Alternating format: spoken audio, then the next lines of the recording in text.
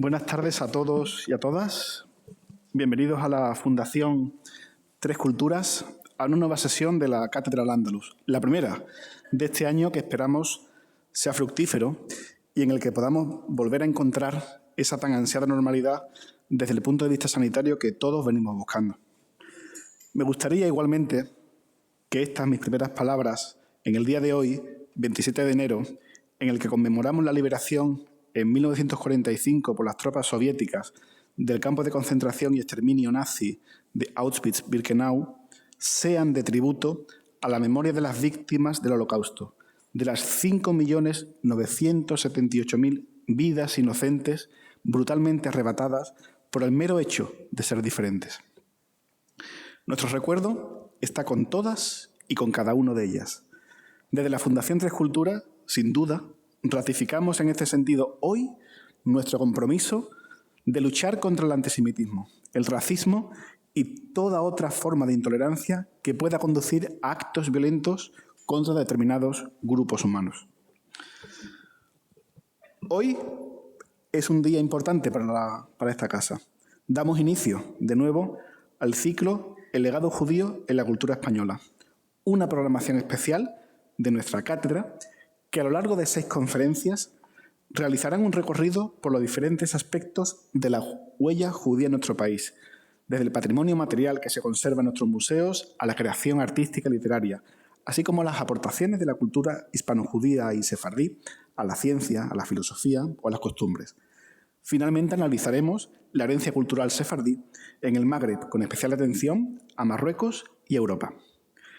Para la primera sesión del año, que tiene bajo el epígrafe de Arte, Estética y Arquitectura, el ámbito hispano-judío, contamos con la presencia de don Miguel Ángel Espinosa Villegas, profesor titular de Historia del Arte de la Universidad de Granada, a quien aprovecho para trasladar nuestra bienvenida a esta que ya es su casa.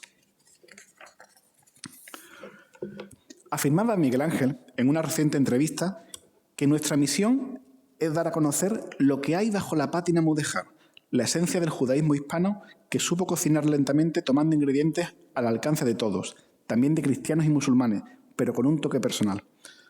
Os invitamos, pues, a descubrir las claves que nos permitan conocer todo ese rico patrimonio judío presente en nuestra península ibérica, que con personalidad propia es fruto de esa hibridación cultural, de la que la Fundación Tres Culturas se siente heredera y portavoz. Disfruten, sin duda, de este nuevo ciclo y, de nuevo, bienvenidos a esta ventana del conocimiento. Muchas gracias a todos. Gracias.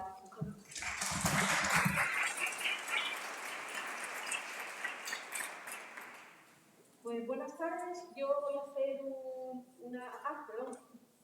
perdón, ahora sí se me escuchan. ¿Ahora sí? ¿Ahora sí? Buenas tardes.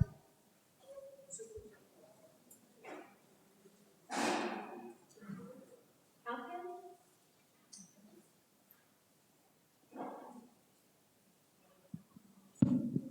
Buenas tardes. Perdón.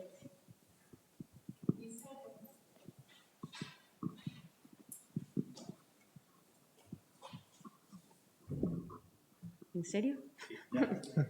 ¿Este funciona? Bueno, pues a ver cómo hago yo con las gafas y el micrófono y todo. Perdón, le pido disculpas. Muy buenas tardes. Yo voy a hacer un breve resumen de la trayectoria profesional de nuestro ponente de hoy, Miguel Ángel Espinosa Villegas, profesor titular del Departamento de Historia del Arte de la Universidad de Granada y uno de los más reconocidos expertos en patrimonio judío en la península ibérica, especialmente en arte hispano-judío medieval. Espero hacerle justicia a su, creo, magnífico currículum extenso y, sobre todo, muy variado y muy interesante. El profesor Espinosa cuenta con una extensa y prolífica carrera docente e investigadora, centrada especialmente en el ámbito de la teoría del arte, las ideas estéticas o la crítica de arte y la enseñanza del arte en el mundo clásico y medieval, con especial atención al mundo judío europeo e israelí contemporáneo, siendo estos sus principales intereses en el campo de la investigación. El estudio de la identidad a través del arte constituye asimismo una de sus principales líneas de trabajo. En los últimos años ha dedicado parte de sus esfuerzos al análisis del valor documental y artístico de la imagen del Holocausto, tanto fotografía como producción plástica, pintura y escultura, y su musealización, participando en el curso seminario organizado por la Escuela Internacional para el Estudio del Holocausto en la sede del Museo Yad Vashem de Jerusalén y produciendo estudios como la imagen de la Shoah, el arte entre la estética y el documento, o Shoah, plasticidad del horror, estética, realidad y compromiso en la historia del arte. Como investigador ha colaborado en numerosos proyectos de I+D+I, entre los que voy a citar solo dos de los más recientes: Vestir la casa, espacios, objetos y emociones en los siglos XV y XVI, y La judería de Granada, geolocalización y referenciación espacial, identificación, análisis y recuperación. Ha realizado estancias de investigación en varias instituciones de prestigio internacional, como la Escuela de Altos Estudios en Ciencias Sociales de París, la Facultad de Ciencias Sociales y Humanas de la Universidad Nueva de Lisboa, la Facultad de Bellas Artes de la Universidad de Tel Aviv o el Departamento de Historia y Crítica del Arte de la Universidad degli Studi de Venecia. Ha participado en numerosos congresos, jornadas, seminarios, talleres de trabajo y cursos nacionales e internacionales, donde ha tratado temas como los mitos culturales y parques temáticos, las juderías españolas, rehabilitación y rescate, la representación de la judaica y del mobiliario litúrgico y doméstico en las Haggadot medievales de origen hispano, la memoria sefardí y la documentación, o Sefarad y la sinagoga, arquitectura, símbolo y visión del mundo. Se ha interesado por la innovación en la docencia, participando en varios proyectos relacionados con este campo, como la aplicación de las nuevas tecnologías en las enseñanzas de historia y crítica de las artes, la música y la literatura, o la integración del cine judío e israelí en la didáctica de la lengua y cultura hebreas. En ese sentido, ha presentado diversas ponencias orientadas a la formación docente, como la propuesta de activación interdisciplinar para una asignatura sobre el patrimonio hispano-judío desde la historia del arte en grado. Sus investigaciones se han plasmado en decenas de trabajos, tanto libros como capítulos de libros, monografías y artículos de revistas. Entre sus libros podemos citar Historia y cultura del pueblo judío, escrito junto con la profesora María José Cano Pérez, que, si recuerdan, estuvo aquí en octubre hablando sobre la obra de Ibn Gabirol. Por esta obra obtuvo el premio a la difusión científica de la Universidad de Granada, Judaísmo, estética y arquitectura, la sinagoga sefardí o la producción arquitectónica de los judíos en España siglo X al XV. Entre los capítulos de libros y artículos relacionados con el tema de la ponencia de hoy, voy a citar solo unos cuantos: El arte como objetivo de paz, habilitando espacios de encuentro, arte y judaísmo, lo judío y la cultura hispana medieval, el arte como punto de encuentro, el patrimonio hispano-judío y sefardí, problemas y sentido de su museificación, anotaciones para una revisión de la casa entre los judíos españoles, ciudad medieval y barrio judío, reflexiones, o los conceptos estéticos y la arquitectura de los judíos. Finalmente, el profesor Espinosa se ha involucrado activamente en la divulgación de temas académicos, participando en numerosas actividades organizadas fuera del ámbito universitario a través de entrevistas, moderación de conferencias, ponencias, visitas guiadas, mesas redondas o talleres, una actividad que considero de gran trascendencia y concuerda con los objetivos de estas sesiones de la Cátedra Al-Ándalus que organiza la Fundación Tres Culturas. Vamos a dar paso a la ponencia, recordándoles que tendrá una duración de unos 50 minutos, tras lo cual abriremos el turno de preguntas para el público. Y sin más, cedo la palabra al profesor Miguel Ángel Espinosa, agradeciéndole de nuevo en nombre de la Fundación Tres Culturas que esté esta tarde con nosotros. Muchas gracias, profesor. Muchísimas gracias. La verdad es que estaba escuchando y estaba diciendo, yo no he hecho tantas cosas.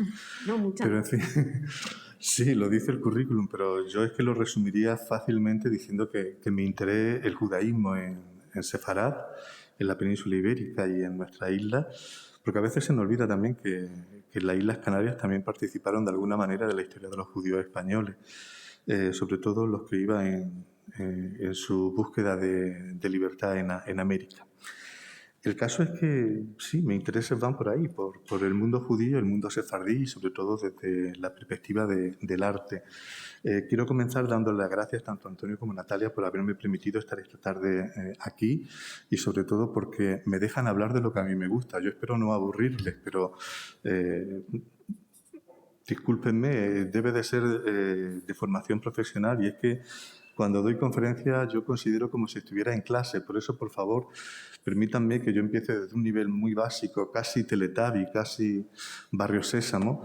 Y si están ustedes preparados para más, que estoy convencidísimo de que sí, por favor, en el turno de preguntas, apasállenme. En la medida en la que pueda responder, lo voy a hacer.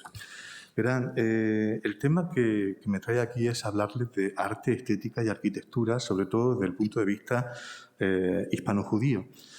Hay una diferencia entre hispano-judío y sefardí. Siempre nos vamos a referir a sefardí para las comunidades hispano-judías que salieron de Hispania y que se asentaron un poco por todo el mundo, el Mediterráneo, el norte de Europa, incluso en algún momento llegarán a América. Pero, como digo, hablar de arte, estética y sobre todo de arquitectura, que es mi campo, se puede hacer un poco tedioso si no partimos con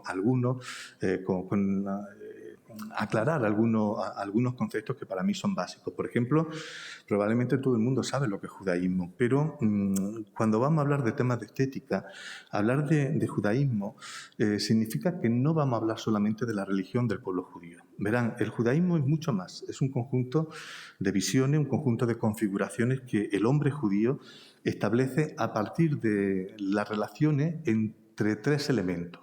Estos tres elementos son el ser humano, Dios y la naturaleza. Esos tres elementos están interrelacionados y del modo en que el ser humano comprende esa interrelación es como sale un concepto de belleza y como sale una forma especial de explicar el mundo a través de su ojo y a través del arte.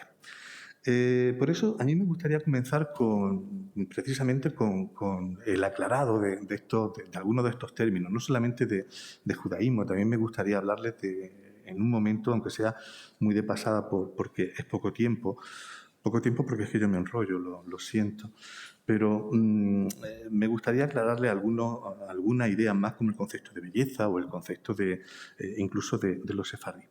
Pues bien, el judaísmo, como digo, es una forma de ver la vida, una forma de ver la realidad, de entenderla, y podríamos decir que está presente en la vida del ser humano judío desde que se levanta hasta que se acuesta. La vida de todo, o sea, a lo largo del día, está sujeta, aproximadamente son unos 613 preceptos que para no olvidar esos mandatos, los judíos ortodoxos, como ven aquí, suelen llevarlo en este manto, una especie de camiseta interior, y esa camiseta interior, como ven, llevan estas tzitziot, estos flecos, y en estos flecos es donde van anudando esos 613 preceptos que estarían obligados a conocerlo. Pues bien, esos 613 preceptos afectan a prácticamente cualquier cosa que pueda hacer el ser humano a lo largo del día. Y, por supuesto, tenía que afectar también a lo que es el arte, lo que es la expresión artística, lo que es la arquitectura, tanto doméstica como la arquitectura de la sinagoga, lo que es el modo de construir y de entender la ciudad, el modo de entender la plástica. Y aquí quiero detenerme porque siempre se dice que el judaísmo no tiene imágenes. No es cierto. El judaísmo ahí tiene la sinagoga de Dura Europo del siglo III, se encuentra en Siria. Y en realidad se encuentra en Damasco, porque con todos los problemas lo que hicieron fue levantar la sinagoga y llevarla a un museo, e hicieron bien, porque con la situación que hay en Oriente Medio tan inestable, lo mejor es conservarlo. Pero ahí están viendo una sinagoga donde hay una gran profusión de imágenes como la que están viendo arriba, que van a aportar muchísimo a nuestra propia tradición cristiana. La imagen, por ejemplo, del arte paleocristiano a la imagen del arte medieval. Y generalmente se ha procurado obviar este aporte judío y hay que reconocerlo. Ahí, por ejemplo, en ese recuadro que tienen arriba a la izquierda, verán la resurrección de los muertos tal y como la cuenta Ezequiel en el capítulo 37, los versículos 1 al 14. Pero ahí hay algo especial, y algo especial es eso que yo llamo el estilo narrativo continuo, que hoy estamos muy acostumbrados, pero en este momento era toda una revelación que procede del mundo semita. Esto procede de las pinturas del Palacio de Mari en Mesopotamia, donde vemos cómo, por ejemplo, cuando se está representando un sacrificio con libación en el altar, lo que se ve es el sacerdote con una jarra en la mano, pero con 3 caños que caen a los diferentes lados del altar, porque lo que en realidad está diciendo es primero uno, segundo otro y finalmente el último. ¿Qué es este estilo narrativo continuo? Pues algo que nosotros estamos acostumbrados a través de las viñetas de los tebeos, y es que en un recuadro está contenida toda una historia desde el principio hasta el final. Por cierto, ahí están viendo esas manos que estamos también acostumbrados en el mundo cristiano medieval a reconocerlas como la mano de Dios, y sin embargo se trata de una confusión, de una mala traducción probablemente, con el concepto de ruach, que es viento en hebreo, aunque también significa espíritu, pero en hebreo el texto de Ezequiel habla de los 4 vientos en el momento de la resurrección, de la reencarnación. Y sin embargo, ruach, que también en hebreo puede significar espíritu, de alguna manera fue dando lugar a esa idea de que la mano podía representar dentro del cristianismo al espíritu por excelencia, que es el espíritu de Dios. De ahí ya digo que no solamente hay aportes iconográficos, sino que hay muchísimos aportes también estéticos y, por supuesto, de recursos artísticos. Efectivamente, la base del judaísmo es la creencia en un único Dios, en un Dios omnipresente, intangible, pero que es perceptible a través de su obra. Verán, es probable que, a ver, ¿cómo lo explico? Si tuviera algunos amigos rabinos que tengo detrás de mí, probablemente esto que voy a decir no lo diría, porque seguro que me expondría a un coscorrón seguro. Pero a mí me gusta explicarlo de esta manera. Imagínense que Dios estaba aburrido y en algún momento decidió jugar. Y jugar con un juguete que es el ser humano. Crea al ser humano y le dice: verás, voy a jugar contigo, vamos a jugar, yo te prometo que durante el juego te voy a cuidar, eso es la providencia, pero el juego consiste en que te pongo aquí y tienes que llegar a encontrarme a mí. Y cuando me encuentres yo te voy a preguntar: ¿quién soy? ¿Cómo soy? ¿Qué sabes de mí? Tú tienes simplemente, el juego consiste en que te voy a dar un libro de instrucciones, la Biblia, la Torá, y te voy a dar algunas instrucciones que tú tienes que averiguar por tu cuenta. Esas instrucciones te las voy a dejar en la naturaleza y te las voy a dejar ocultas también en este libro, en la Torá.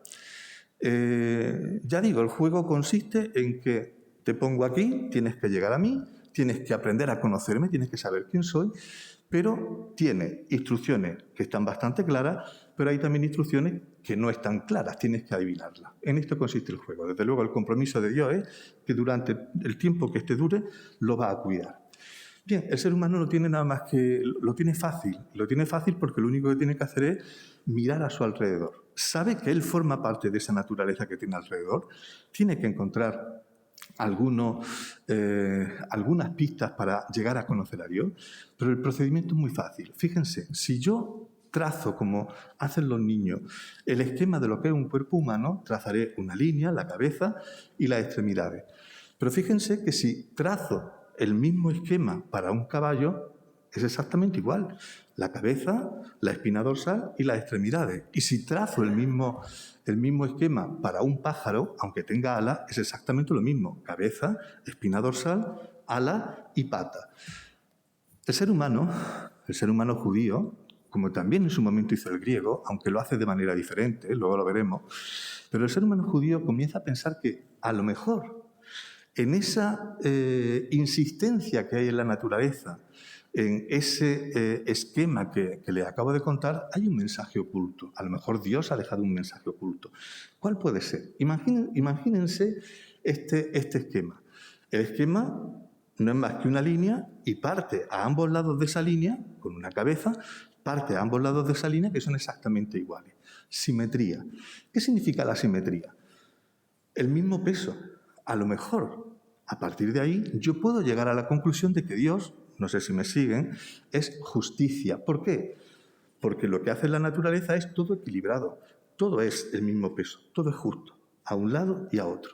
De esa manera el ser humano judío comienza a investigar en la naturaleza, comienza a ver diferentes pistas, pero se da cuenta de que Dios le había dicho que también en la letra hay algo escondido.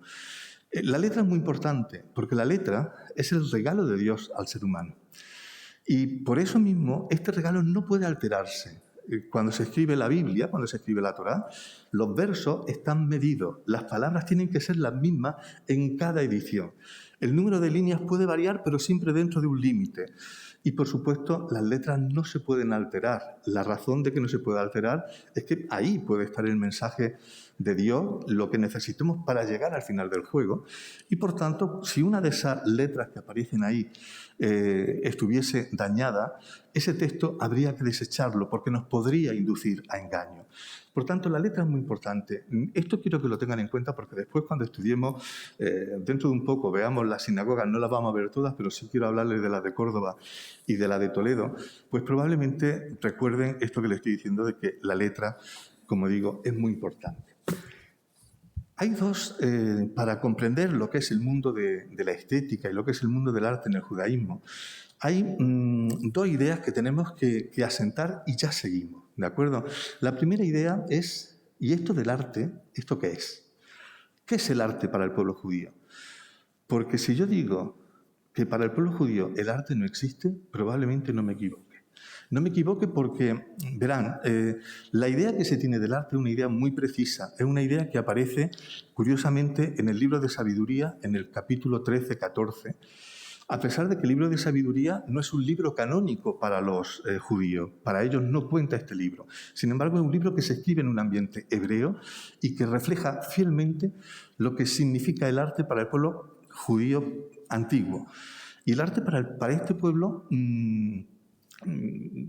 estaría relacionado con el concepto de idolatría, que es de lo que tratan esos dos capítulos de Sabiduría.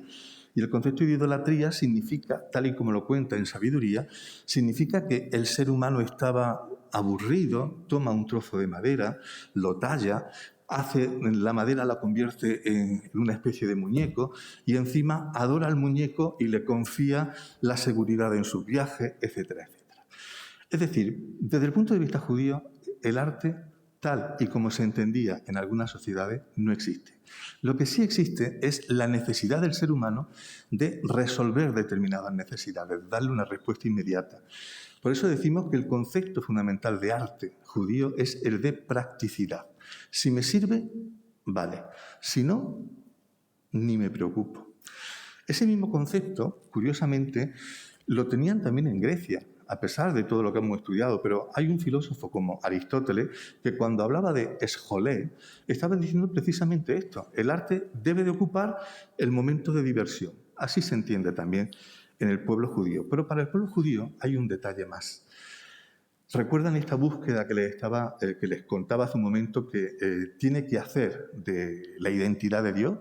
Pues el arte es también, aparte de la escritura, una forma de anotar eso que se va aprendiendo de Dios. Por eso, lo que sucede es que se utiliza el arte para también dar idea de cómo es Dios. Pero hay un detalle que lo diferencia del resto, del modo, o sea, del resto de cultura en el modo de entender el arte. ¿Recuerdan la practicidad? La practicidad significa que ¿para qué voy a perder el tiempo si con algo tan simple como dos trazos puedo exactamente comunicar lo mismo? Es decir, no necesito un arte naturalista como el griego, que se basa en que copio la naturaleza tal y como es. Me da igual. Igual que hacen los niños, con una cabeza, un palo y dos travesaños, yo puedo representar al ser humano. Y todo el mundo sabe que es un ser humano. No necesito hacer una escultura tal y como la hacían naturalistas, tal y como la hacían los griegos, porque basta con un simple trazo. Eso suma al arte hebreo un concepto ligeramente diferente, aunque hoy somos conscientes de que el arte también lo mantiene, que es el símbolo. El arte hebreo es, por encima de todo, simbólico. no necesitamos precisión, basta con la sugerencia. Y esa sugerencia es muy interesante porque lo que hace es trabajar con el mundo de cada cual, con el mundo personal. Ahí tienen dos objetos que llamamos judaicas. Las judaicas son estos objetos que pertenecen al culto, ya sea doméstico, ya sea en la sinagoga. Pero ahí vienen dos objetos para que vean cómo realmente hay un cuidado en la factura, en la forma de hacerlo, pero hay un cuidado en estos objetos porque están dedicados a Dios, porque están dedicados a la religión, al culto. Si no fuera así, ya les prometo que con 2 trazos bastaría. Es decir, no es necesaria esta Hanukkah, este candelabro que se utiliza para la fiesta de Hanukkah. No es tan importante estos bordados que, aunque estamos viéndolo en un meil, en un manto que cubre el estuche de la Torá, con esos rimonín que aparece, esas granadas o campanillas que aparecen arriba, no es necesario tanto detalle. Es superfluo. Ahora, si se hace es porque hay que cuidar todo aquello que se ofrece a Dios. Bien, más o menos con estas 3, 4 ideas, de verdad que, como les decía antes, yo voy avanzando casi como si fuese un programa de Barrio Sésamo. Discúlpenme, hay muchos conceptos que me dejo en el tintero, pero que irán saliendo. Hay un detalle que explica muy bien lo que es el arte judío, lo que es la arquitectura, lo que es el urbanismo incluso, que tiene que ver con el Templo de Jerusalén. El templo está omnipresente.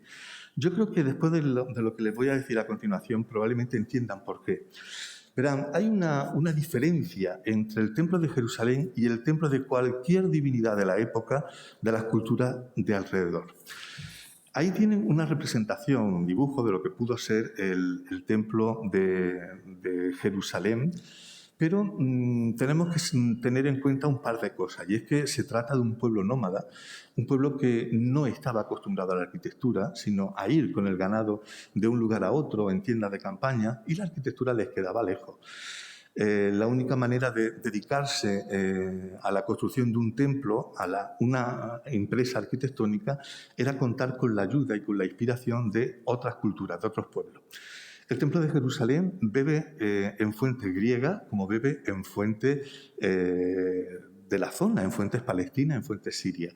Ahí tienen un mégaron micénico. Si se dan cuenta, el mégaron está dividido en 3 partes, un pórtico con 2 columnas, curiosamente, una especie de portal o una especie de atrio, y la zona más interna donde se encuentra el hogar, con 4 columnas. Bien, tenemos 3 espacios. Pero verán lo que sucede en el Beit Hilani sirio, que es una especie de mégaron, donde también tenemos esos 3 espacios. Tendríamos una especie de pórtico con sus columnas, un lugar intermedio y una serie de estancias. Me refiero a esto, perdonen, a esta parte de aquí. Esto es una especie de mégaron, este es el Beit Hilani, la parte de un palacio en la meseta siria. Exactamente la misma estructura. Cuando nos vamos a la construcción, vemos la planta de lo que fue el templo de Salomón, nos encontramos exactamente en la misma estructura tripartita, una estructura que comprende un pórtico, también con sus 2 columnas, aquí la tienen elevada, una especie de palacio intermedio, y la zona que es el Sancta Sanctorum, el santo de los santos, donde supuestamente residiría Dios. Y aquí viene la diferencia, aquí vienen las historias distintas con el resto de... aquí lo tienen visto desde arriba, también lo tienen en el Mishkan, lo que fue el tabernáculo del desierto, donde también aparecen esos 3 espacios. Esa insistencia en 3 espacios tiene que significar algo.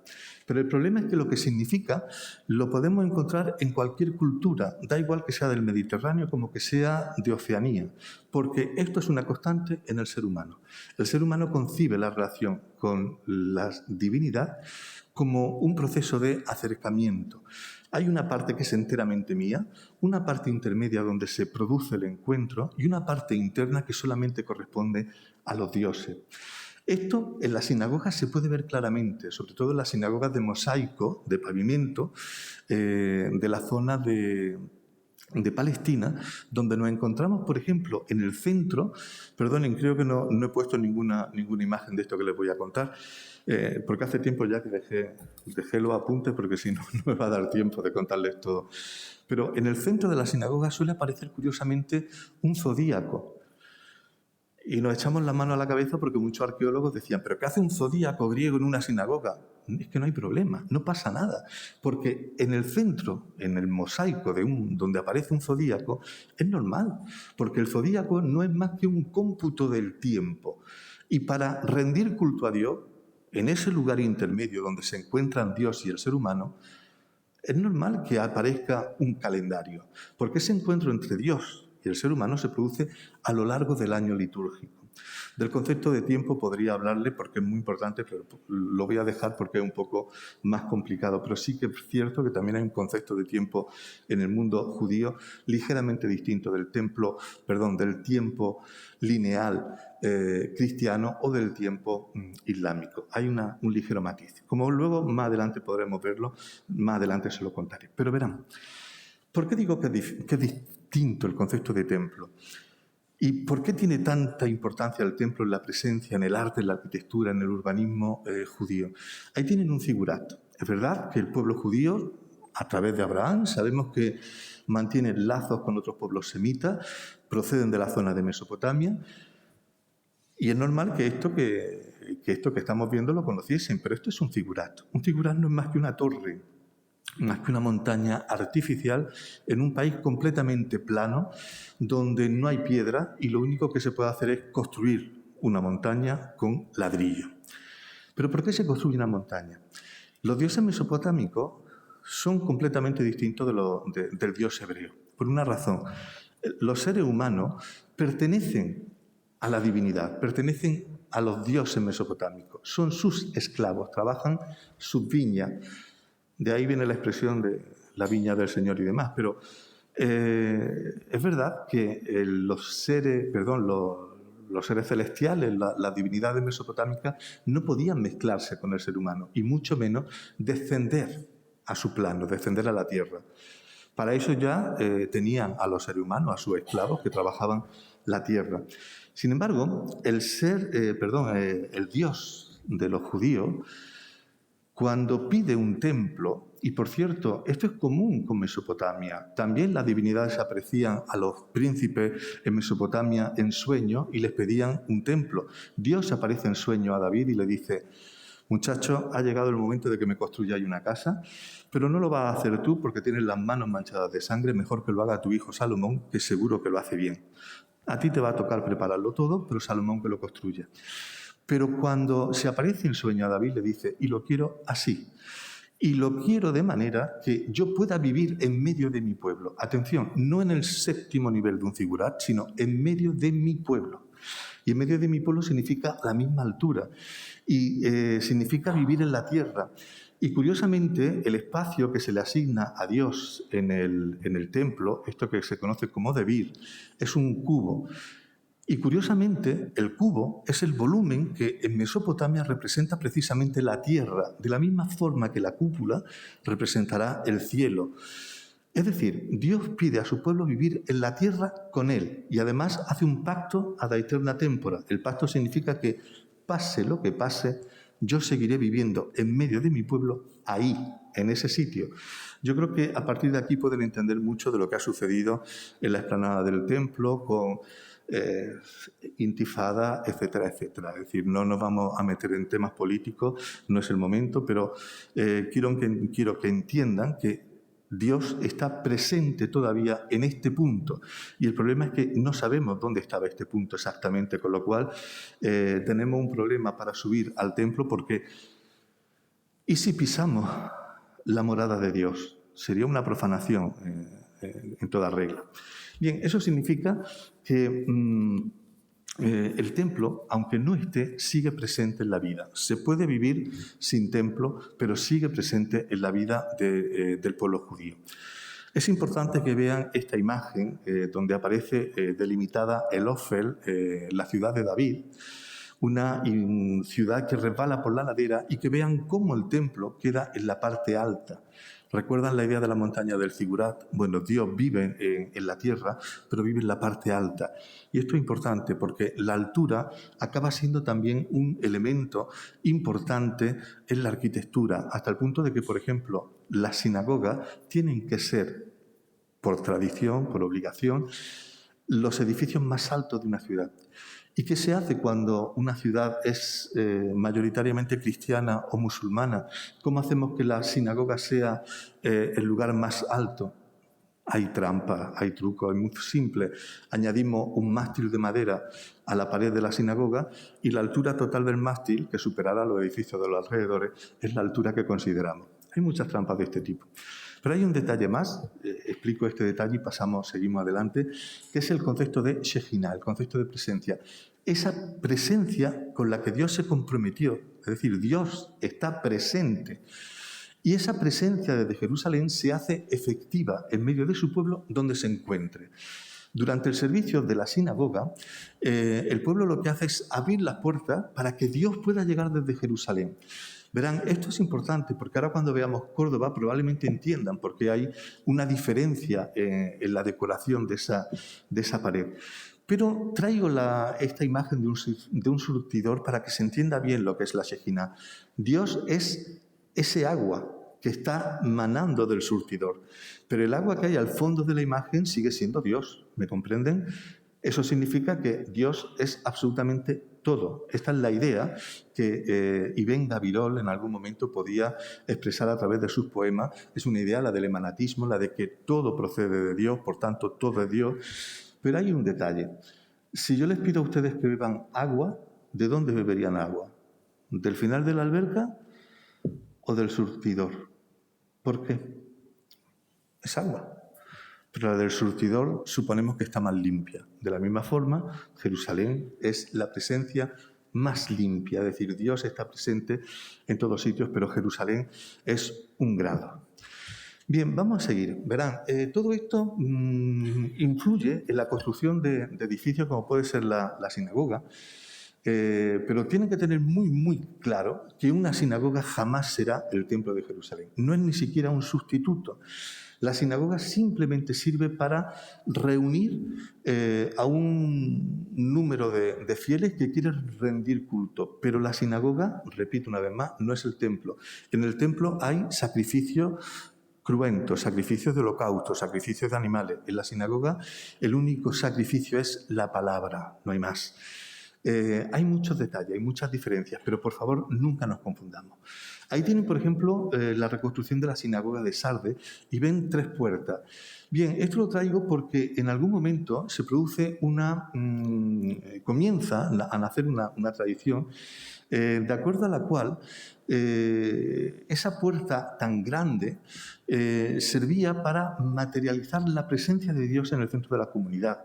Y se hacía de la siguiente manera. Fuera de esta instancia se guardaba la Torá, y esa Torá venía en procesión, en unas parihuelas, venía en procesión hasta el centro de la comunidad, por esa puerta. Luego, esa puerta es normal que en algún momento comience a orientarse a Jerusalén. ¿Por qué? Porque Dios estaba en Jerusalén y tenía que venir a nosotros. Luego vamos a abrirle las puertas que le sea fácil el camino. Poco a poco hay diversas transformaciones de estos espacios, hasta el punto de que verán ahí dos templetes, y es porque en algún momento, por motivos de seguridad, la Torá que se guardaba fuera de la sinagoga comienza a guardarse dentro, y comienza a guardarse en estos templetes. Hay un siguiente peldaño, y es que cuando la gente entra en la sinagoga, lo primero que hace es besar la Torá. Pero claro, hay un detalle que hasta ahora no les he contado y que es fundamental para todo esto del arte, y es el concepto de pureza, el concepto de toharot. La pureza es importante que exista, o sea, que todo sea puro, y especialmente todo lo que tiene que ver con Dios. ¿Cómo voy a tocar la ley, lo más sagrado de nuestra religión, una vez, otra vez, otra vez? Seguro que acabo contaminándola, con lo cual lo que voy a hacer es cerrar esas puertas que están orientadas a Jerusalén, construyo estos armarios, ahí coloco la Torá, mantengo la procesión, subo, tomo la Torá y la pongo en el centro, con lo cual parece como que la ley vuelve a venir de Jerusalén, pero ahora está más protegida y ahora está fuera del alcance de los fieles. Eso significa que hay diferentes formas de construir, de entender cómo es una sinagoga. Y veremos ahora cómo hay una forma específicamente sefardí, una forma judío-española. Ahí tienen el proceso de reconstrucción, el proceso de excavación, la sinagoga de Lorca, una de las últimas que ha aparecido, procede del siglo XV, y estarán viendo cómo aquí, en este espacio, supuestamente orientado a Jerusalén, es donde se guardaba la Torá. La puerta está por aquí. Fíjense, en la parte de atrás. Y esto sería un mueble que ahora veremos, aunque en este caso un mueble de obra, que es lo que se llama la bima, que es donde se procede a la lectura de la ley. La ley se saca de aquí, ven que hay unos peldaños, recuerda al Sinaí, de la misma forma que Moisés sube a tomar las tablas, hay que subir a tomar la ley, se baja la ley, se llega a la bima y desde la bima, que está en el centro de la sala, se procede a la lectura. ¿Por qué está en el centro de la sala? Porque todo el público se sienta aquí. Recuerden que el público estaba esperando la llegada en procesión hasta el centro, con lo cual el público no podía sentarse en el centro, porque este espacio tenía que quedar libre para la llegada de la ley. El público, ven aquí esta especie de pollos corridos, se sentaba alrededor. Por supuesto, mirando a la Torá y escuchando lo que se decía desde la bima. Pero si se dan cuenta, hay algo especial en esta bima. No está en el centro geométrico, que sería lo más lógico. Está retranqueada. La razón es muy simple. Esto tiene algo que ver con nuestra propia tradición judío-española. Aquí tienen de nuevo el Ofel, la ciudad de David, para que no se olviden de que una sinagoga no es un templo, pero guarda relación con el templo. Ahora lo veremos. Guarda relación en el sentido de que en honor al templo, la sinagoga también va a procurar tener una altura considerable, también va a procurar tener una proximidad al agua que facilite esa limpieza, que facilite la pureza, eso de las tojarot, de lo que les hablaba. El agua en Jerusalén, como saben, hay dos torrentes, el torrente Cedrón y el torrente Gennom, la Gehenna. En uno se celebrará el juicio final y en el otro, pues aquellos a los que nos toque irnos al infierno, pues allí nos veremos, en la Gehenna. ¿De acuerdo? Tiene que ver la altura, tiene que ver el agua. Aquí tiene esos dos torrentes que les digo, ese recuerdo constante al templo y a Jerusalén. Pero lo del agua es muy importante porque de alguna manera delimita o precisa dónde puede ser construida una sinagoga. No solamente porque necesitemos agua para limpiar el espacio, sino que es que la sinagoga no es solamente un edificio de culto, es toda una serie de cosas más. Es también un lugar de reunión de la comunidad para temas de tipo civil, es también un lugar donde se coloca generalmente en la cercanía un mikvé, un baño ritual, para librar de esa impureza. Y, por supuesto, la sinagoga es todo un complejo, no solamente las partes más importantes, como aquí utilizando la planta de Córdoba, pues van a ser un patio. Puede haber patio, puede no haberlo, pero generalmente en la medida de lo posible se procura que haya un patio porque aísla y porque, al igual que sucede con el atrio en la iglesia, significa para el ser humano que se dé cuenta, que sea consciente de que va a pasar a un espacio distinto, a un espacio sagrado. No solamente hay este patio, sino que también habrá un vestíbulo. En el caso de Córdoba aquí tenemos las escaleras que permiten subir a la tribuna de las mujeres. Ahora hablaremos de las mujeres. Y vean cómo es la planta de Córdoba. La planta de Córdoba, ¿recuerdan el debir de Jerusalén, del templo de Jerusalén? Pues la planta de Córdoba es prácticamente, la planta y la alzada es prácticamente un dado. Es también un cubo. Es un recuerdo de ese templo de Jerusalén. Por supuesto, la parte más importante de la sinagoga va a ser siempre el nicho donde se coloca la ley, que ahora lo veremos.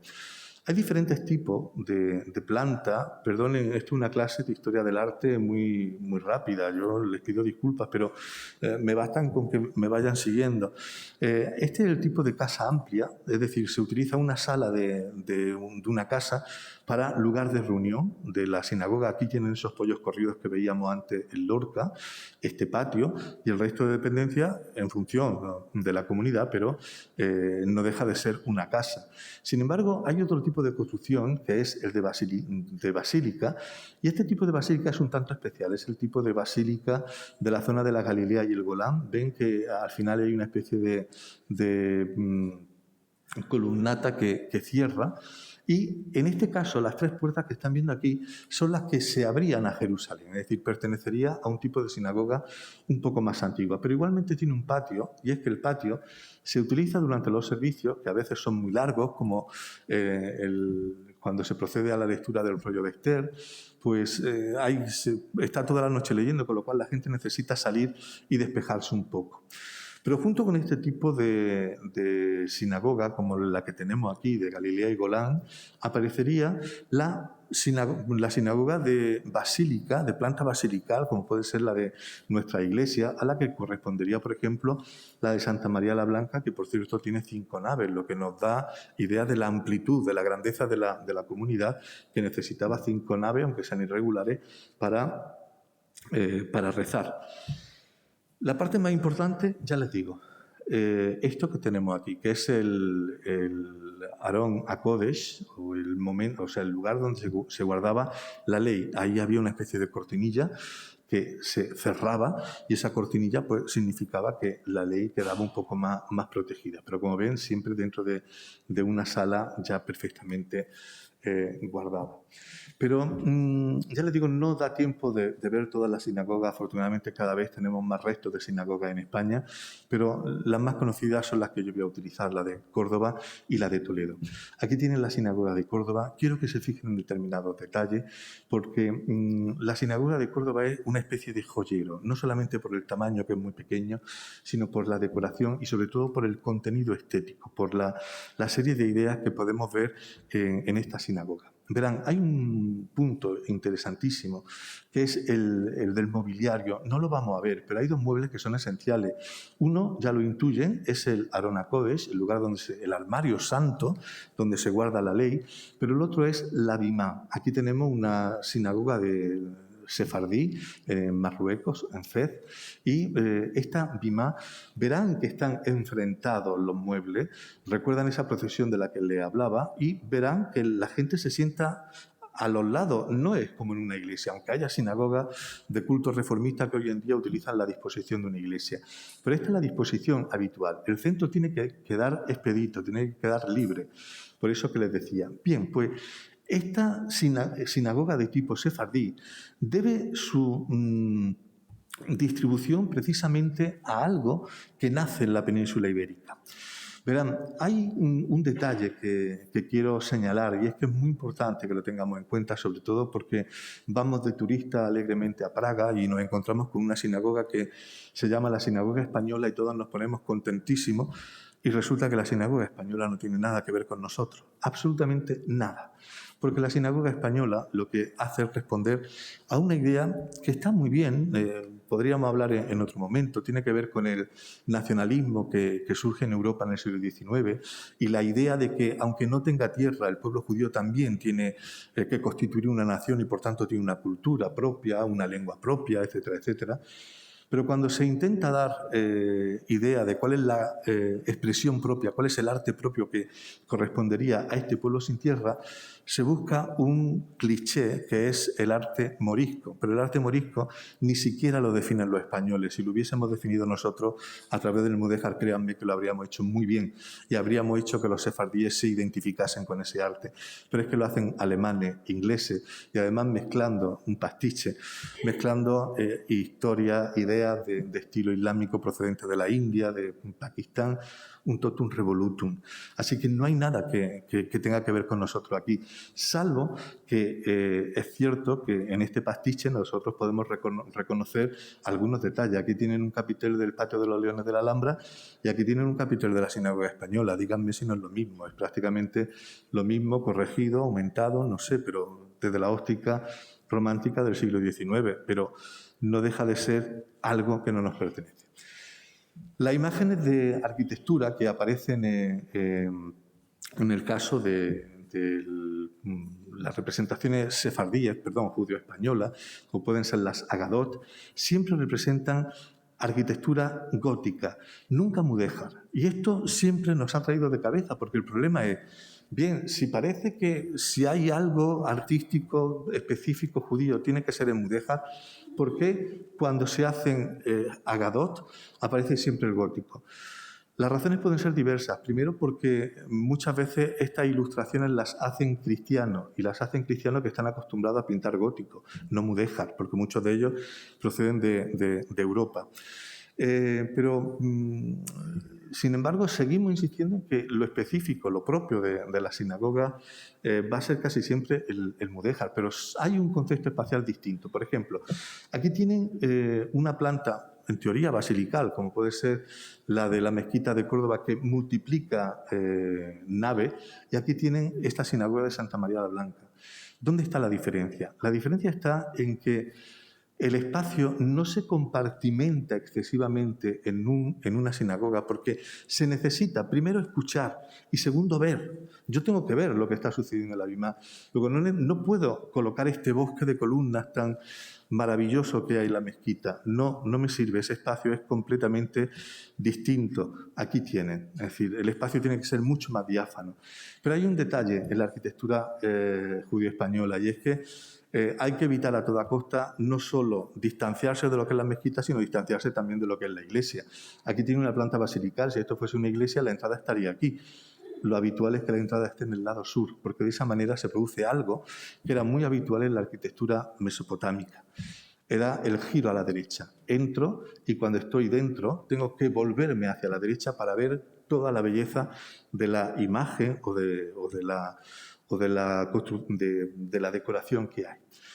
Bien, Córdoba, como les digo, es una pequeña joya por la decoración, pero sobre todo porque hay muchos guiños.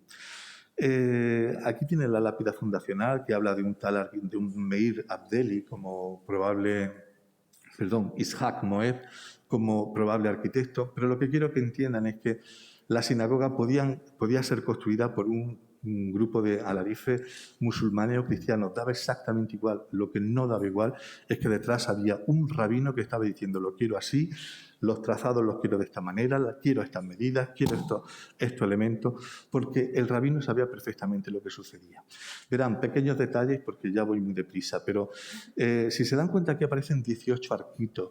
Estos 18 arcos no son casualidad. Corresponden con la oración de las 18, las Shmonez Re Brajot, las 18 bendiciones que hay que rezar por la mañana. Es una especie de rosario. Hay que rezar mirando al Aron HaKodesh, y yo puedo ir siguiendo las bendiciones a través de estos arquitos. Pero hay algo más que quiero que vean. No sé si se dan cuenta, desde luego con esta imagen es un poco difícil, pero creo que había otra un poco más clara. Vuelvo atrás, perdón. Ahora le hablaré de eso, perdón. Pero hay un detalle en esta sinagoga de Córdoba, y es que si se dan cuenta aquí, perdonen, ahora veo si hay otra imagen, pero si se dan cuenta, en esta imagen de aquí se rompe la decoración. Esta franja que aparece aquí recorre las otras 3 paredes, pero esta no. Esta pared donde está la ley es la que digo que es una especie de pared móvil. Realmente representa Jerusalén, no forma parte de la habitación. Con lo cual la decoración ya me está dando idea de que este espacio es distinto. Otra cosa son las paredes que envuelven la comunidad, y otra cosa diferente es esta pared. Tienen que entender que en la sinagoga de Córdoba, de la que hoy nos falta el color y nos falta también el alicatado del zócalo, esta es la capilla mudéjar de San Bartolomé. Probablemente incluso pudo ser una sinagoga, pero la idea de sinagoga de Córdoba se parecía más a la capilla mudéjar de San Bartolomé que a las paredes blancas que hoy estamos viendo. Era, por tanto, un concepto de color que hoy ha desaparecido. Y ese concepto de color es muy importante por lo que les voy a explicar ahora. El mundo judío es un mundo, como les decía antes, de arte simbólico. Y el símbolo es muy importante porque permite representar muchas cosas que se pueden aprender. Esto también sucedía en el arte cristiano, se enseñaba la doctrina a través de las representaciones, pero en el mundo judío esto no sucedía porque todo el mundo sabía leer, porque necesitaba leer para el culto, con lo cual leer abría muchas puertas y habría también la posibilidad de interpretar y de entender estas cosas tan curiosas como las que pueden suceder en la sinagoga del tránsito. En esta sinagoga hay un mapa de la creación, hay una explicación de la creación desde el punto de vista que veíamos antes con Gabirol, de esa Shejinah en la que todo va trascendiendo, pero hay un mapa de la creación que tiene que ver, lo vamos a ver aquí, fíjense, arriba aparece una hilera de escritura, son salmos, pero realmente sobre esto se encuentra la cúpula, el cielo. Atención, porque la luz comienza a entrar por estas ventanas. Estas son las dos ventanas del muro este, que representarían las dos tablas de la ley, pero todas las ventanas que hay alrededor están arrojando luz al interior. Y esa luz, imagínense, porque esto seguro que lo han visto, cuando hay motas de polvo en suspensión y entra un rayo de luz, y esas motas de polvo son lo suficientemente materiales como para poder verla, pero inconsistentes como para seguir afirmando que son luz. Entonces, sería una luz que al caer al suelo poco a poco se va materializando, se va convirtiendo en algo sólido. ¿Por qué aparece esta hilera de letras separando el cielo de lo que es material, de lo que es la tierra? Porque una de las tradiciones judías que tiene que ver con que aparece en el libro de la creación, en el Sefer Yetzirah, que dará pie después a todo el mundo cabalístico, nos dice que el mundo fue creado mediante la palabra. Esta idea procede de Egipto, procede del dios Taj, que cuando creaba con el corazón, que era el órgano pensante en Egipto, pero con la palabra. Hasta que una cosa no tenía nombre, no existía. Esa es la idea de que la palabra, la letra, es el origen de toda la creación. Y ese mapa de la creación lo vemos a través de esta disolución en colores de esas motas de polvo que hay en la estancia, que se disuelven en la luz. ¿Lo ven? La letra aparece por todos sitios, pero fíjense, aquí sucede exactamente igual que en Córdoba. No es raro porque Toledo pertenece a la misma escuela. Y es que esta franja recorre las 3 paredes, pero aquí no se corresponde. Y es que este es el muro que en teoría representaría a Jerusalén. Bien, ahí tienen una vez más esa imagen tienen que imaginarse estas letras vistas entre los destellos de luz que están entrando sobre todo a la hora del mediodía. Y, perdonen, voy muy deprisa, pero ahora tendremos tiempo para preguntar y para seguir charlando si quieren. Pero simplemente un par de ideas con respecto a la casa. Hay un detalle que muchas veces se nos olvida cuando visitamos la judería, incluida la judería de Sevilla. Y es que el espacio es completamente distinto. El concepto de espacio en el mundo judío es diferente. Por ejemplo, aquí están viendo estas calles de Córdoba o de Sevilla, seguro que las reconocen, pero son calles muy estrechas. Sí, estupendo. Tiene que ver con el aprovechamiento del suelo, bueno, esto sucede. Pero fíjense, por ejemplo, en esta de Córdoba o en esta de Sevilla, en la de la derecha, cómo a pesar de ser estrecha, la calle tiene sus 2 aceras y su parte central para el agua.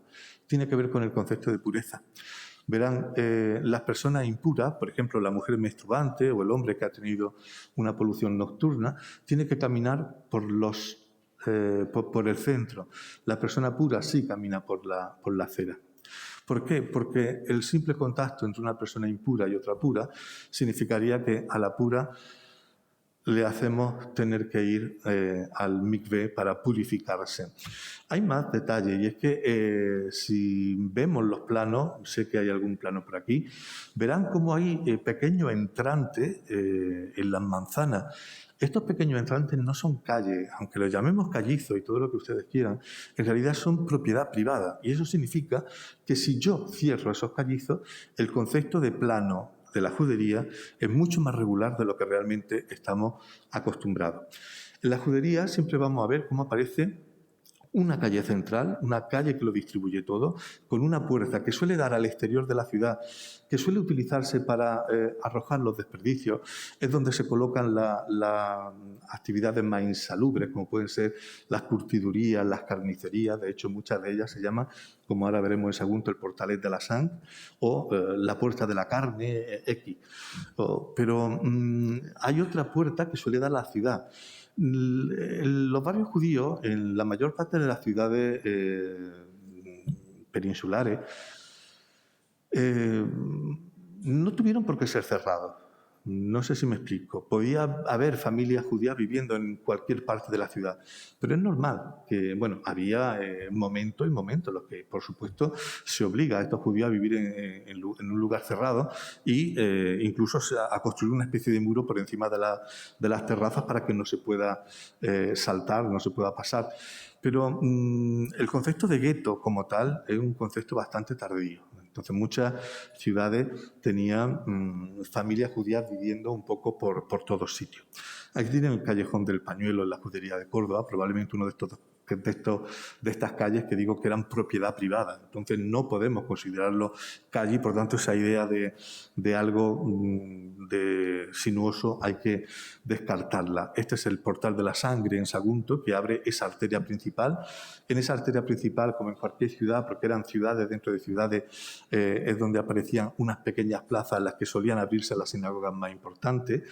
Y, como digo, dentro del propio barrio podíamos ver también una distribución similar a la de la ciudad cristiana en parroquias. Había pequeños oratorios, pequeñas sinagogas que servían para cada parte de la ciudad. No sé si han visto esta serie Unorthodox, pero la traigo porque me sirve para contarle, de verdad, termino ya, para contarle un par de cosas sobre la casa. La casa judía también tiene su propia forma de ser.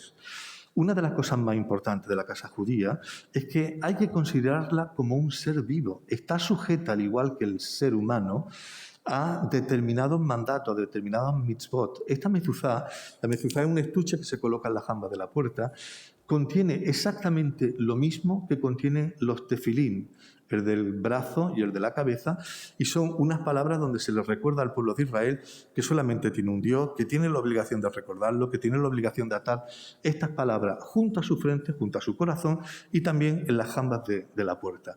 Es decir, la casa es un ser vivo. Hasta tal punto la casa es un ser vivo que, como suelo decir, se considera que es susceptible de enfermedad. La enfermedad puede ser la lepra, la enfermedad de la piedra. Eso significa que si aparece lepra en la casa, le vamos a dar la posibilidad de sanar. Si se repara y vuelve a salir, bueno, ya tenemos un problema. Pero desde luego, si vuelve a salir una tercera vez, la casa entera es insalubre y, por tanto, tiene que ser demolida. Es decir, no hay recuperación posible. Hay algunos detalles con respecto a la casa que nos permiten identificarla y que tienen que ver con algunas costumbres, como por ejemplo las leyes de la kasherut, las leyes de la alimentación que prohíben mezclar leche y carne. Esa es la razón de que estén viendo cómo la cocina de este personaje esté forrada totalmente de papel de aluminio. Y es que no se pueden mezclar los alimentos porque se contaminan. De hecho, en las casas solía haber 2 fresqueras, 2 alacenas, 2 cocinas, 2 fogones. Y claro, eso no es normal en una casa cristiana, por ejemplo, donde no tenemos estos impedimentos. Con lo cual, en el momento en que una casa antigua no aparece en la cocina 2 fogones diferentes, lo más alejados posible uno del otro, pues ya sabemos que algo raro está sucediendo. No solamente con la cocina, por supuesto también hay espacios como por ejemplo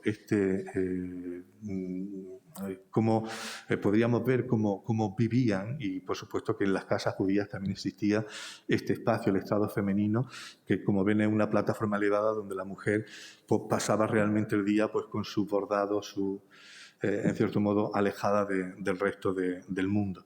Pero esa era la forma más o menos de vestir la casa. Perdonen, he ido muy, muy deprisa, hay muchos detalles que me he dejado en el tintero, pero si quieren, pues ahora sería el momento de poder solucionarlo. Si tienen alguna pregunta, en la medida de lo posible se las respondo. Muchísimas gracias.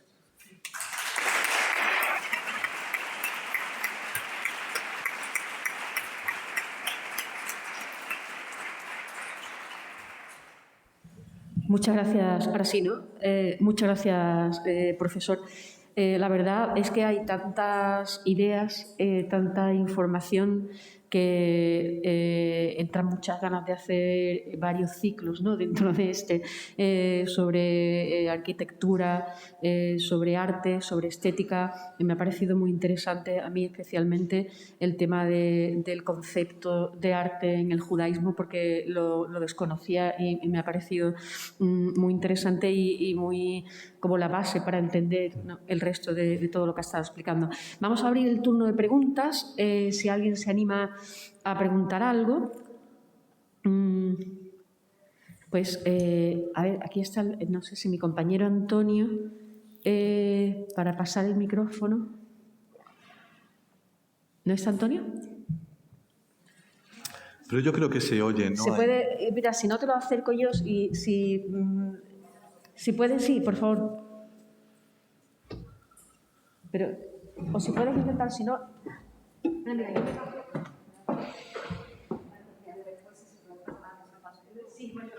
Que con estas cosas del COVID, o sea, no hay ningún problema, no, yo no tengo ningún problema. Perdón. Sobre todo, darle la enhorabuena por su presentación, porque es súper interesante. Yo quería hacer una pregunta, ¿no? Porque yo he estado viviendo en Venecia y lo que dijo durante la presentación, usted está también en Venecia. Y el gueto de Venecia sigue estando activo. Y quería saber una opinión de lo que bueno, estuve en la IUAB, ¿no? En la universidad en la IUAB. Vale, yo también he estado allí también impartiendo clases y todo el tema. Y quería saber simplemente por qué hemos evolucionado, por ejemplo, aquí en Sevilla, bueno, con los Reyes Católicos tuvieron que expulsar a todos los judíos, ¿no?, de Sevilla, ¿no? Pero yo quería saber qué piensa usted sobre el gueto de Venecia y cómo ha evolucionado y qué piensa usted de la arquitectura, porque incluso hicieron un museo. Sí, el gueto de Venecia, primero, muchas gracias por sus palabras, pero el gueto de Venecia es uno de los guetos más, ¿cómo diría?, más raros, por una razón. Primero, en Italia no hubo persecuciones como la hubo aquí en el caso de España, con lo cual los judíos pudieron tener una permanencia prolongada y eso de alguna manera les hace sentirse también, pues como sucedía en España, más italianos que judíos, es decir, que no hubo ningún problema. Pero el gueto de Venecia se configura gracias a lo que es la historia de la Serenísima, de lo que es la historia de la República. Y eso significa que va a ser un lugar de encuentro de judíos de muchos sitios. Por ejemplo, no solamente judíos que llegan desde la península ibérica, sino judíos, los que llaman levantinos. Por cierto, hay alguna sinagoga levantina también, ahora le hablo de la sinagoga, pero judíos que, siendo sefardíes, siendo de origen judío español, se afincan primero en el Imperio Otomano y vuelven a afincarse después en Venecia porque es un emporio comercial. Eso significa que se va a producir un lugar de... O sea, se va a constituir un lugar de encuentro y un lugar de encuentro cultural fundamental. Imagínense que en Venecia tenemos a una gran cantidad de judíos practicando arte, practicando música, escribiendo filosofía, muchos de ellos de origen español. ¿Qué pasa con ese gueto? Yo, si soy sincero, mientras me estaba haciendo la pregunta estaba recordando mi experiencia en el gueto y mi experiencia en el gueto no fue muy buena porque tuve algún encuentro con miembros de la comunidad. Miembros de la comunidad, no por supuesto sefardíes, sino miembros de la comunidad que procedían de los Países Bajos y entonces no entendía muy bien qué era lo que yo estaba buscando allí sin ser judío y que estaba yo investigando. Pero ha sido un gueto que ha evolucionado, pues, ¿cómo decirlo? A la vez que ha ido creciendo la economía, que fue creciendo las relaciones comerciales, fueron intensificándose, fueron adquiriéndose formas, muestras culturales de otros muchos sitios. Es decir, que es muy, muy rico. Y a la vez, precisamente, esa riqueza se puede ver, se puede demostrar en el modo en que se acepta un lenguaje como el barroco para esa sinagoga tan recargada, tan rica, tan llena de oro. aunque no dejan de ser ni sefardíes, porque la distribución de los muebles va a ser la misma que en la península, es decir, los muebles tienen que estar lo más alejados posible, es decir, uno en una pared y el otro en la otra, para dejar todo ese espacio. La razón estaba en Córdoba, perdonen, es que he ido muy deprisa, pero Córdoba es una estancia muy pequeña para una comunidad tan grande, con lo cual, cuanto menos muebles coloquemos en el centro, mejor, porque lo que sucede detrás del mueble no se puede oír, no sirve, por eso mejor lo desplazamos a las paredes. Y eso es lo que sucede en la sinagoga de Venecia, por ejemplo, en la escuela española o incluso en la escuela tedesca que podemos encontrar allí. Por lo demás, es que no sé cómo decirle que mi encuentro con la comunidad pues no fue muy bueno. Y cuando digo que no fue muy bueno es que no guardo muy buen recuerdo. Pero me encantó, lo siento. No sé si le he respondido.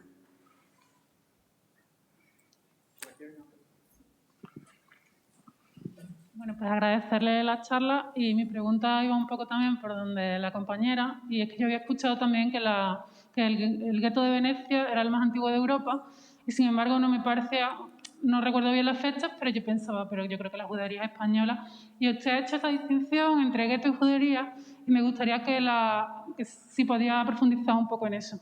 Perdón, no he entendido bien La distinción entre gueto y judería, porque ha dicho Vale. que realmente en España no existía tampoco la necesidad de que vivieran todos los judíos. El problema es que en España la idea de gueto comienza a nacer. Es verdad que nace, podríamos decir que ni siquiera nace en España, nace al otro lado del estrecho, nace en la ciudad de Marruecos, perdón, de lo que hoy es Marruecos, en la ciudad del norte de África, donde sí se comienza a separar a los judíos en barrios.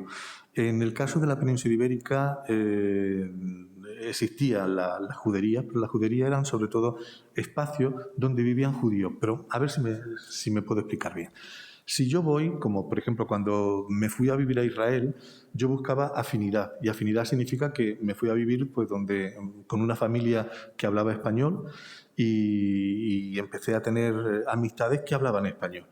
Si yo me voy a vivir a una ciudad, prefiero vivir con los míos, que me van a entender, que van a entender mis costumbres. Con lo cual, la judería son espacios donde viven judíos porque resulta más fácil, resulta más cómodo vivir así. ¿Va a existir la idea de gueto en la Hispania medieval? Pues también, sí. Cuando comienza a haber problemas con los judíos, vamos a procurar que vivan lo más apartados posible. No solamente porque pueden contaminar a los cristianos, porque tenemos costumbres realmente similares, sino porque mejor si no los consideramos de los nuestros y mantenemos la diferencia haciéndolos vivir en un espacio marcado para ellos. Lo que hagan en su espacio es su problema, pero eso ya se considera un gueto. Es decir, un gueto es un espacio forzosamente delimitado, mientras que una judería podríamos decir que es un espacio que en algún momento de su historia pudo ser forzosamente limitado, como sucede, como les decía antes, en Sagunto, donde se construyen muros de separación también por la azotea, pero una judería no implica esa idea de gueto. ¿De acuerdo? El gueto es forzoso, es decir, y por supuesto que quiero que se me entienda, no estoy diciendo que no hubiese gueto en la Hispania medieval, estoy diciendo que forman una etapa más de la evolución, pero que generalmente cada vez pienso más que en las ciudades medievales españolas lo que había era judería, no tanto gueto. ¿Sí?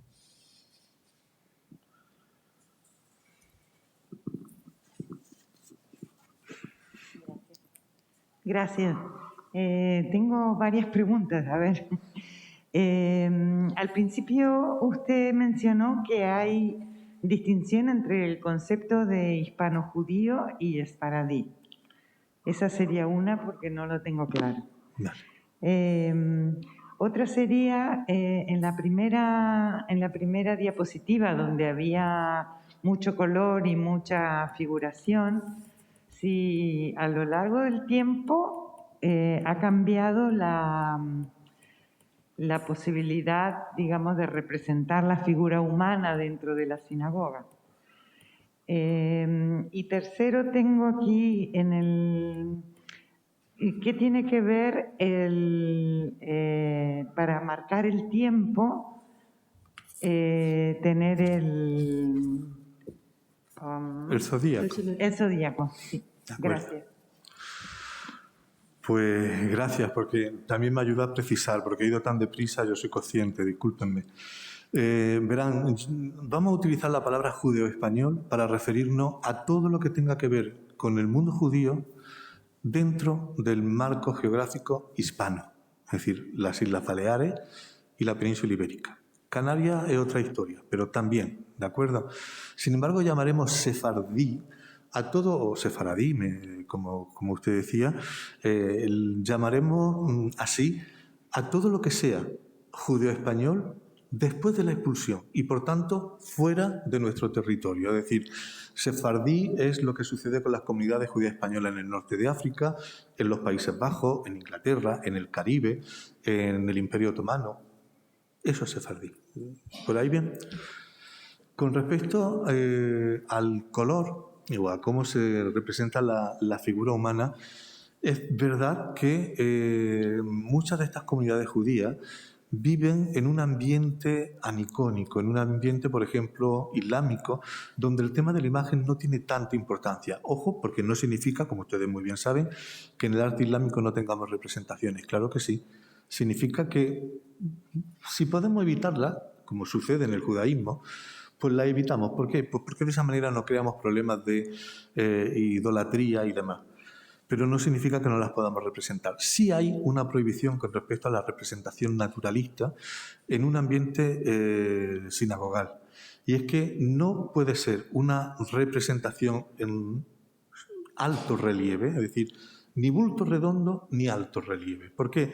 Porque eso da la idea de que es querer de alguna manera imitar la obra de Dios, y la obra de Dios es inimitable.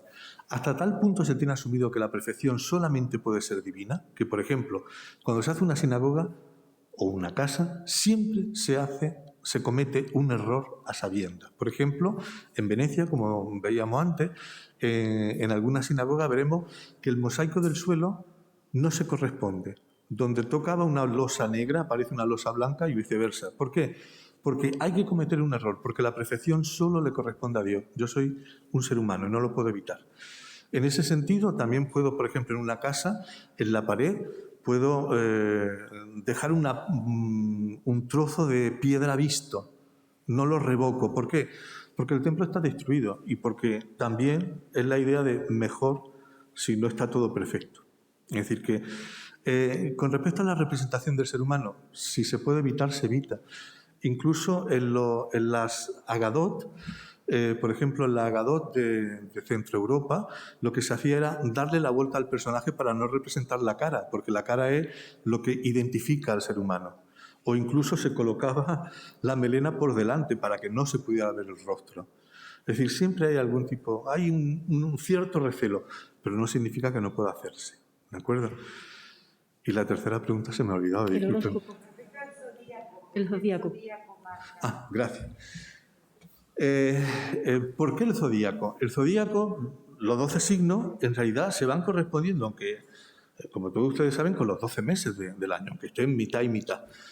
La razón del ciclo litúrgico es muy importante porque el modo de rendir culto a Dios se basa en la conmemoración de determinadas fechas o determinadas fiestas.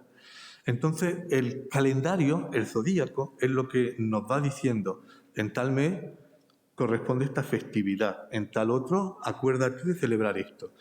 Y es muy importante porque en esos zodíacos vemos cómo aparecen, por ejemplo, en las esquinas las representaciones de las 4 estaciones del año. Y tenemos la verdadera sensación de que aquello es un calendario, no es un zodíaco. Es decir, no estamos representando seres mitológicos ni divinidades. Incluso en el centro de estos zodíacos suele aparecer la representación de Apolo o del dios Helios. No pasa nada. Es decir, es que nosotros tenemos muy asumido que eso es un almanaque, que eso es un calendario, no hay más. Y tiene que colocarse en el centro porque el encuentro, como les decía, entre el ser humano y Dios se va produciendo a lo largo del año, en cada festividad. No sé si... Gracias.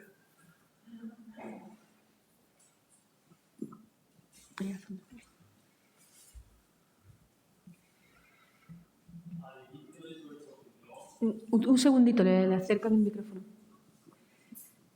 Sí, al inicio de su exposición hizo usted un comentario de la expansión judía en España, en la península ibérica, y mencionó usted la península y las Canarias.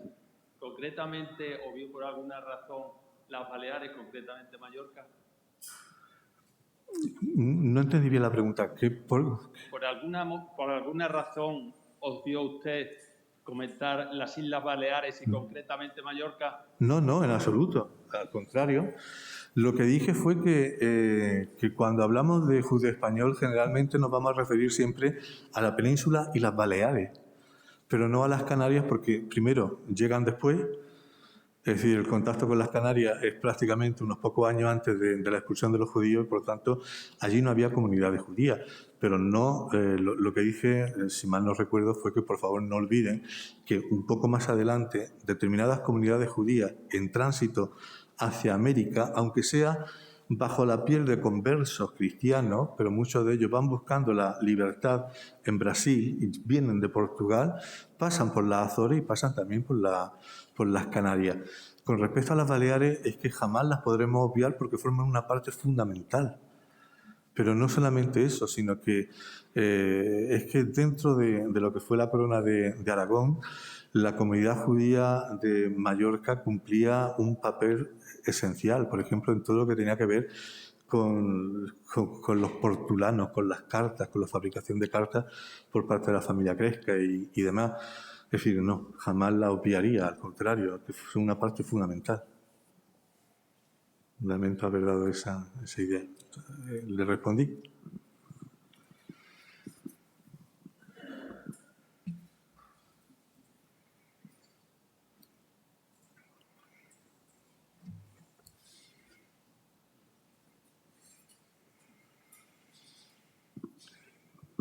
Bueno, muchas gracias, enhorabuena, sobre todo por acercarnos la cultura y el patrimonio judío, que hay veces que se nos olvida pues que aquí también lo convivimos con esta cultura y estuvo muy presente y sigue muy presente. Yo simplemente una pregunta, ¿por qué la arquitectura judía no es que se desvincule, pero no toma tantos referentes arquitectónicos del Templo de Salomón? En cambio, el catolicismo, sobre todo en el barroco, pues iba a adoptar una arquitectura salomónica de un templo con el que evidentemente no se relacionaba desde un punto de vista de amistad o de vínculo con esa otra religión, ¿no? ¿En qué sentido la religión católica se va a apropiar desde un punto de vista estético, artístico, del Templo de Salomón, perteneciendo realmente pues a esta otra religión, ¿no? Es que hay una cierta legitimidad también por parte del mundo cristiano en el momento en que se considera continuador. Lo que sucede es que no está muy claro cómo llega esa idea del Templo de Salomón al mundo del barroco, y en concreto del barroco español. Porque si arañamos un poco nos vamos a dar cuenta de que está lleno de personajes judeoconversos o de personajes que, habiéndose convertido previamente al cristianismo, una vez que llegan a los Países Bajos y vuelven a profesar la religión judía, se dedican a temas que tienen que ver con la religión y con la arquitectura. De hecho, algunas representaciones del Templo de Salomón se organizan sobre una parrilla, sobre una cuadrícula de 9 partes, y es curioso, pero esa planta de 9 cuadrados que se utiliza en algunas sinagogas del oeste de la península, en la franja de Galicia, Portugal, en Bembibre, en Tomar, etcétera, etcétera, se reproduce también en el Imperio Otomano, en algunas sinagogas del Imperio Otomano. Es decir, que la idea de representación del Templo de Salomón, aun habiendo sido desarrollada por el barroco y por el barroco cristiano, no deja de ser deudora de una idea de la arquitectura hebrea. No sé si me explico bien, es que no quiero dar muchos detalles ni muchos nombres, pero no hay ningún problema en que Villalpando, por ejemplo, represente el Templo de Salomón y lo haga desde el punto de vista barroco. Aunque si arañamos en Villalpando nos vamos a encontrar una presencia judía o una cultura judía de raigambre judía que pertenece a nuestra esencia hispana detrás. Que no sé si queda claro. ¿Sí? Antonio, hay una, me temo que última pregunta, porque tenemos que ir terminando.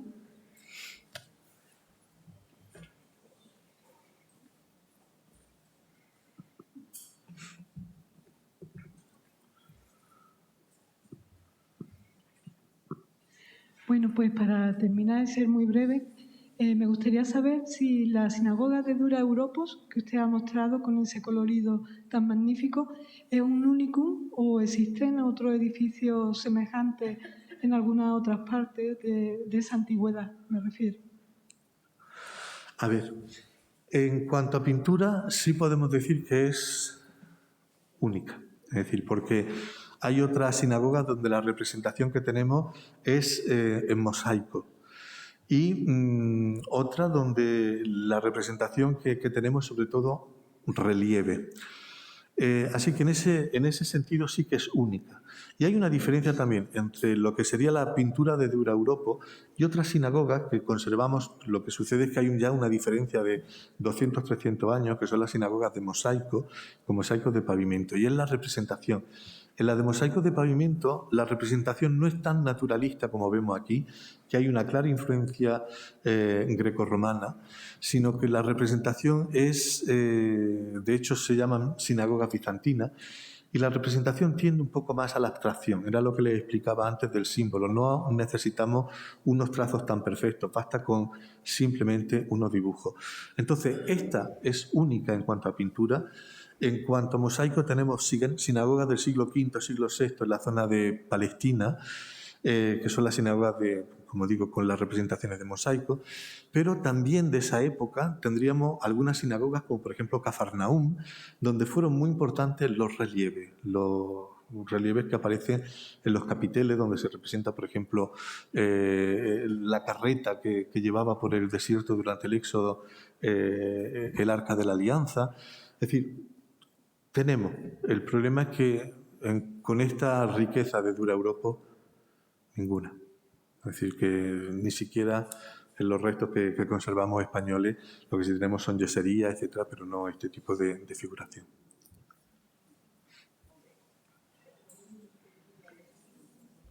Pues tristemente tenemos que terminar, da por concluida la sesión. Me gustaría recordarles que la próxima conferencia de este ciclo el legado de la cultura judía en España será el 24 de febrero, jueves, también a las 7 de la tarde. Tratará sobre ciencia y filosofía hispano-judías y estará a cargo de Mariano Gómez Aranda, investigador científico del Consejo Superior de Investigaciones Científicas y presidente de la Asociación Española de Estudios Hebreos y Judíos. Muchas gracias a todos por estar aquí hoy con nosotros y muchísimas gracias al profesor Miguel Ángel Espinosa por acompañarnos hoy. Muchas gracias. Gracias a ustedes.